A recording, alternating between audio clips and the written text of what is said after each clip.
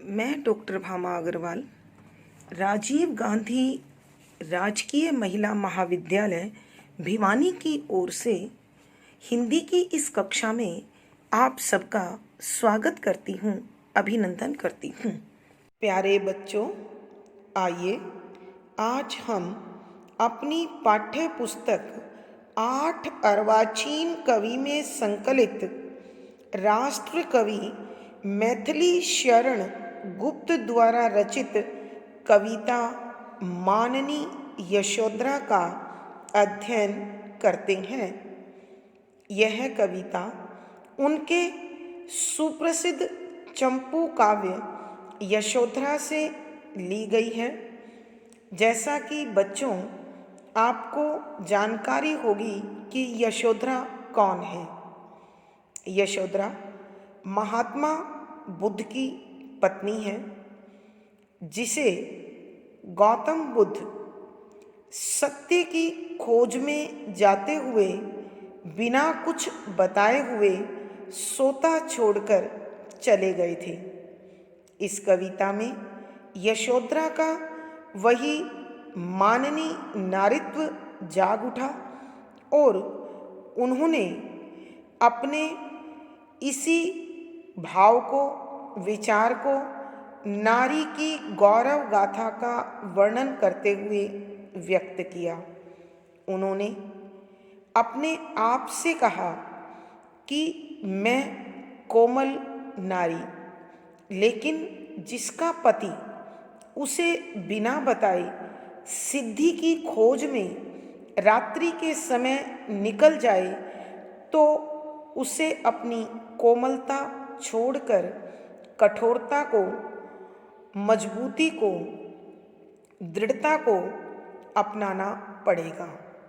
मोहमाया के बंधनों को काटकर निकलना इतना आसान नहीं होता है, लेकिन जब मेरे पति सिद्धि की खोज के लिए उस मोहमाया के बंधन को तोड़कर चले गए, तो अब अपने मन को दृढ़ता से, मजबूती से समझाकर इस संसार चक्र में अपने दायित्व को पूरा करने के लिए परीक्षा देने की मेरी बारी है। उन्हें वो पल याद आता है जब उनके पिता ने, यानी यशोधरा के पिता ने यशोधरा के लिए एक योग्य वर की खोज में स्वयंवर का आयोजन किया और स्वयंवर की जो शर्त रखी थी, संभवतः बच्चों आपको मालूम हो, यशोधरा के पिता के पास एक बिगड़ेल घोड़ा था जिसे कोई भी काबू में नहीं कर पाता था। विवाह के लिए यही शर्त रखी गई कि जो भी वीर पराक्रमी योद्धा इस बिगड़ेल घोड़े को अपने काबू में कर लेगा, उसी के साथ यशोधरा का विवाह कर दिया जाएगा।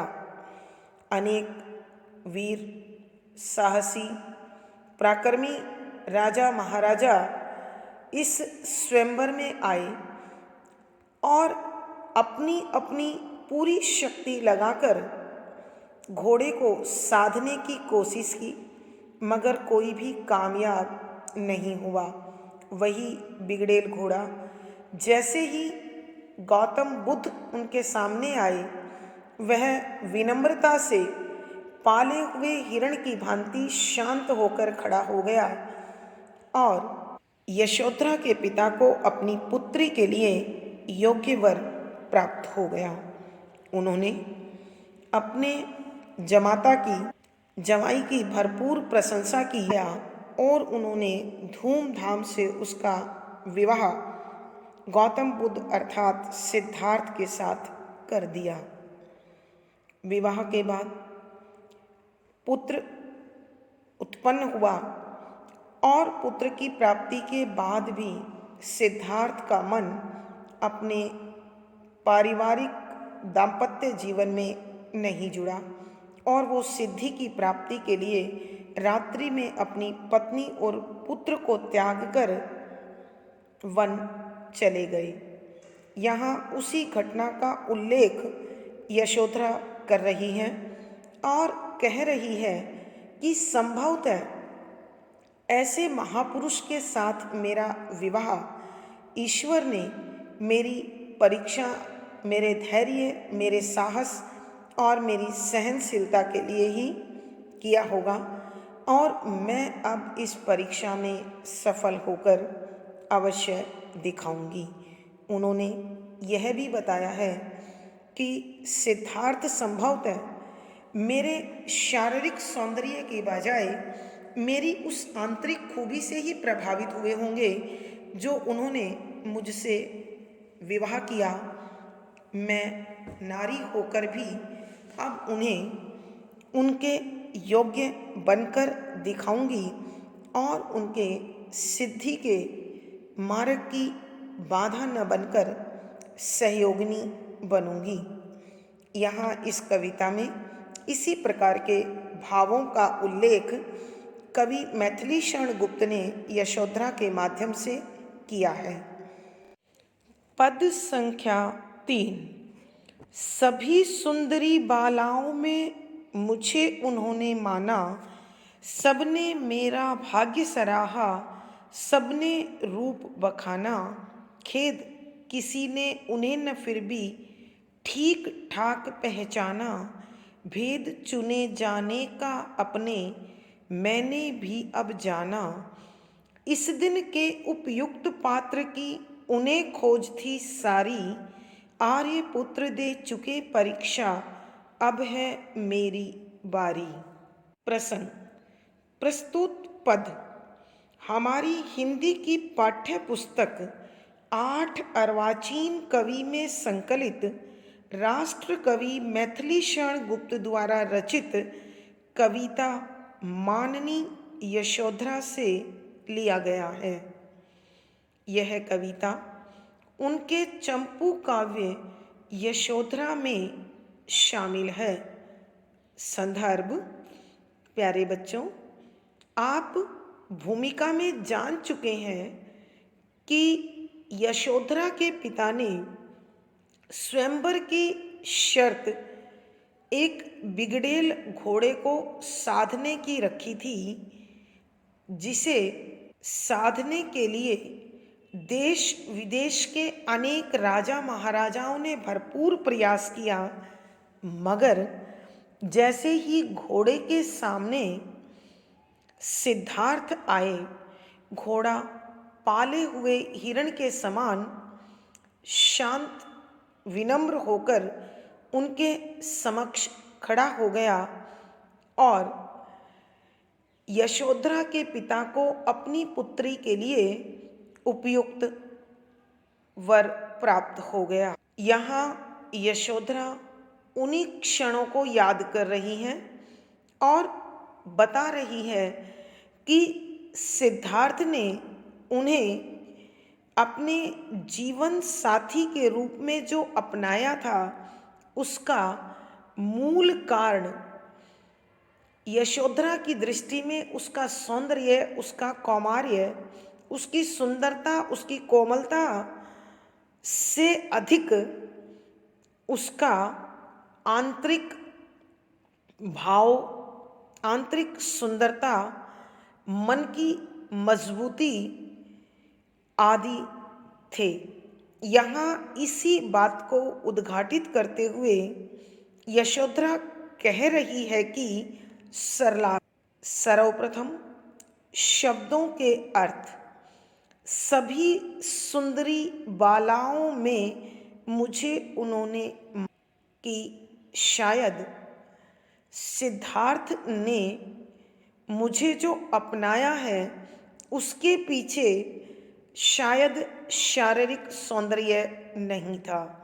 सिद्धार्थ एक अत्यंत वीर, पराक्रमी और उदार सिद्ध पुरुष उनके लिए जीवन साथी के रूप में न जाने कितनी कन्याएं, कितनी राजकुमारियां सपने देख रही थी। सिद्धार्थ जिसे भी चाहते उसे अपना सकते थे, लेकिन यशोधरा विचार करती है कि इतनी सुंदर सुंदर राजकुमारियों में शायद आर्यपुत्र अर्थात सिद्धार्थ ने मुझे इसीलिए सुंदर माना होगा, इसीलिए अपना जीवन साथी बनाया होगा, क्योंकि वो अपने मनस्थिति के अनुसार, अपने मन के मुताबिक जीवन साथी पाना चाहते थे। सबने मेरा भाग्य सराहा कि जब सिद्धार्थ ने मुझे अपनी पत्नी के रूप में, अपने जीवन साथी के रूप में चुना, तो पूरे संसार में मेरे भाग्य की प्रशंसा हुई।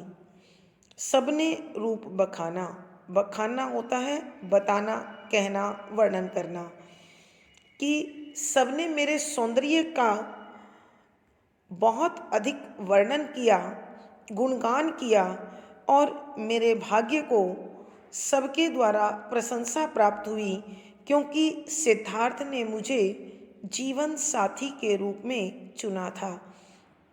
खेद कि मुझे इस बात का दुख है, किसी ने उन्हें न फिर भी ठीक ठाक पहचाना कि जिन लोगों ने मेरे भाग्य और मेरे सौंदर्य की चर्चा की थी, उनको अर्थात उन्होंने वास्तव में सिद्धार्थ के उन विशेष गुणों को नहीं पहचाना था जो उन्हें सामान्य से विशिष्ट बनाते हैं, साधारण व्यक्ति से विशेष मानव बनाते हैं। भेद चुने जाने का अपने मैंने भी अब जाना, मैं भी इस रहस्य को आज जान पाई हूँ कि उन्होंने मुझे क्यों अपनाया था। अर्थात यशोधरा कहती है, सिद्धार्थ मेरे पति संभवतः आने वाले कल के परिवर्तन के विषय में बहुत अच्छे से जानते थे।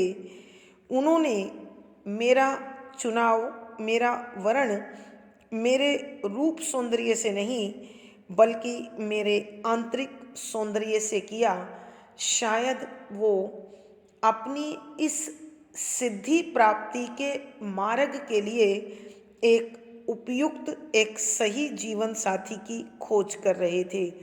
इस दिन के उपयुक्त पात्र की उन्हें खोज थी सारी, कि आज वो जो अपने मोह माया के बंधनों को छोड़कर अपने आप को सांसारिक क्रियाओं से ऊपर उठाकर अपनी श्रेष्ठता अर्थात सत्य की खोज में जो जीवन का लक्ष्य उन्होंने चुना था, मुक्ति प्राप्ति के लिए जो सिद्धि उन्हें पानी थी, शायद वो अपने इस उद्देश्य की प्राप्ति के लिए ही एक अच्छे सटीक जीवन साथी की खोज कर रहे थे, और मैं उन्हें इसके लिए सुपात्र लगी, सही लगी। मुझे इस बात को जानकर आज बड़ी प्रशंसा हो रही है, खुशी हो रही है। सिद्धार्थ अर्थात मेरे पति तो अपनी परीक्षा दे चुकी हैं, अर्थात उन्होंने धैर्य से, अपने मन की शक्ति से, साहस से सत्य की खोज के लिए इस संसार की मोहमाया को, इस संसार के मोह के बंधनों को तोड़ने में वो सफल हुए हैं। और अब मैं भी उसी आंतरिक शक्तियों के साथ, अपने अंतर मन की ताकत के साथ उनके योग्य अपने आप को सिद्ध करके दिखाऊंगी। अर्थात यशोधरा सोच रही है कि सिद्धार्थ का विवाह महज सांसारिक धर्म के निर्वाह के लिए नहीं था, उन्हें एक ऐसे उपयुक्त जीवन साथी की ज़रूरत थी जो उसके सिद्धि के रास्ते का एक अत्यंत सहायक तत्व साबित हो, सहयोगी साथी साबित हो और उन्होंने संभवतः मेरे उस धैर्य को, मेरी सहनशीलता को, मेरी आंतरिक मजबूती को, शक्ति को उन्होंने पहचान लिया था और मुझे अपना जीवन साथी बना लिया था। कवि के कहने का भाव यह है कि यशोधरा ने अपनी माननीय रूप के सौंदर्य के साथ साथ अपने आंतरिक बल का उद्घाटन भी यहाँ किया है। विशेष इन पंक्तियों के माध्यम से सिद्धार्थ ने जो यशोधरा को जीवन साथी के रूप में चुना, यहाँ उस सत्य का उद्घाटन हुआ है। शुद्ध साहित्यिक खड़ी बोली का प्रयोग है, शांत रस है, प्रसाद गुण है, तुकांत छंद और गेय शैली है। अब बच्चों, अलंकार सभी सुंदरी अनुप्रास अलंकार, ठीक ठीक पुनरुक्ति प्रकाश अलंकार, स्मरण आदि अलंकारों का सुंदर सटीक प्रयोग हुआ है। पद संख्या 4। मेरे रूप रंग यदि तुझको अपना गर्व रहा है, तो उसके झूठे गौरव का तूने भार सहा है। तू परिवर्तनशील उन्होंने कितनी बार कहा है। फूला दिन किस अंधकार में डूबा और बहा है, किंतु अंतर आत्मा भी मेरा था क्या विकृत विकारी। आर्यपुत्र दे चुके परीक्षा, अब है मेरी बारी। प्रसंग पूर्ववत। संदर्भ। इन पंक्तियों में यशोधरा अपने शारीरिक सौंदर्य की परिवर्तनशीलता पर प्रकाश डालते हुए कहती है कि मेरे रूप रंग यदि तुझको अपना गर्व रहा है, कि हे मेरे सौंदर्य, यदि तू अपनी सुंदरता पर, अपने सौंदर्य पर, अपनी कोमलता पर, अपने रंग पर घमंड कर रहा था, तो यह तेरी बहुत बड़ी भूल थी, क्योंकि तो उसके झूठे गौरव का तूने भार सहा है, कि तूने बेकार ही इस पर घमंड करके, इस पर गौरव करके, गर्व करके बिना मतलब मन को बोझिल किया है, मन को भारी किया है। तू परिवर्तनशील उन्होंने कितनी बार कहा है कि इस संसार में, इस प्रकृति में प्रत्येक चीज, प्रत्येक तत्व परिवर्तनशील है, तो यह सौंदर्य भी परिवर्तनशील है। जो आज यौवन को प्राप्त सौंदर्य है, समय के साथ न यौवन बचेगा न सौंदर्य बचेगा।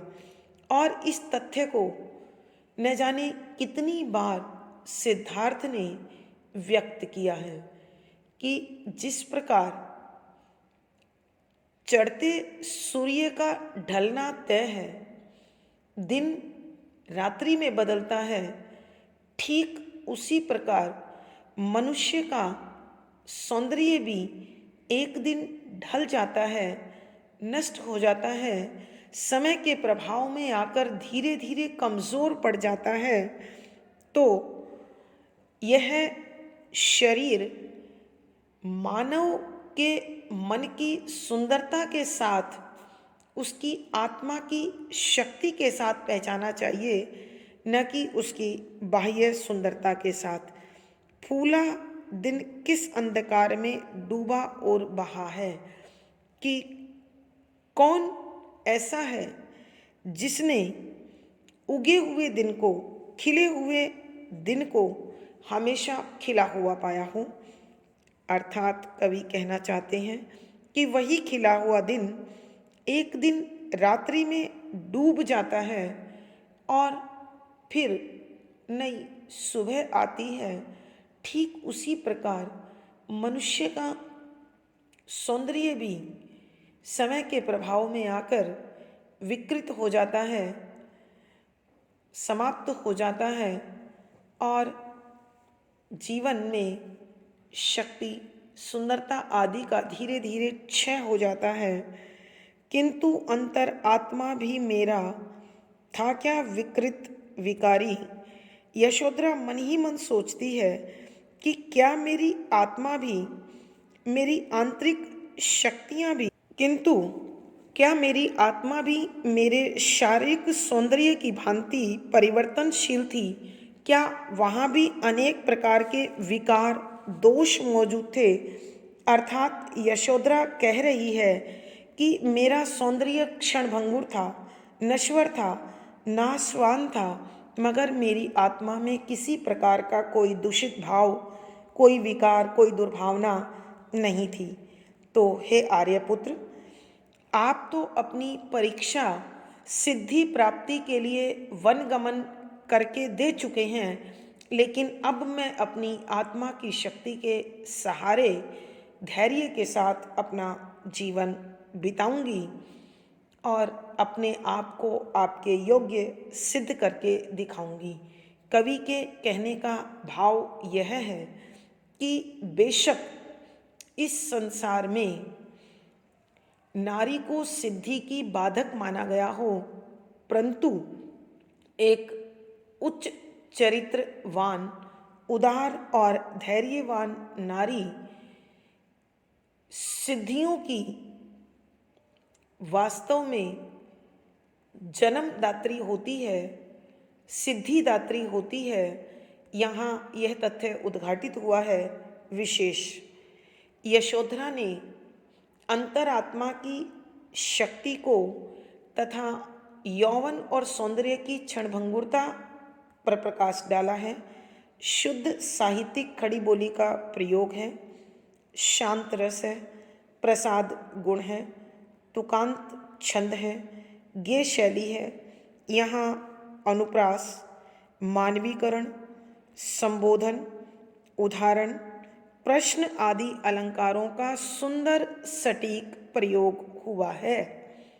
तो प्यारे बच्चों, आज की कक्षा में बस इतना ही। अगली कक्षा में फिर मुलाकात होगी। धन्यवाद। आपका दिन और जीवन मंगलमय हो, इसी शुभकामना के साथ आभार।